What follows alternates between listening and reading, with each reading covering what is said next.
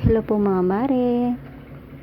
Sa nakikita niyo po, gumagawa po ako ng resibo po para may maisulat tayo sa cash of receipt. While nagsusulat po, may customer pa ako. Bumili po siya ng isang stick ng Chesterfield. Yan po, patuloy po akong gumagawa. Pagkatapos po niyan, ita-transfer ko na po yan sa book of cash receipt. Ayan. Month of March po yan. Updated po ako niyan.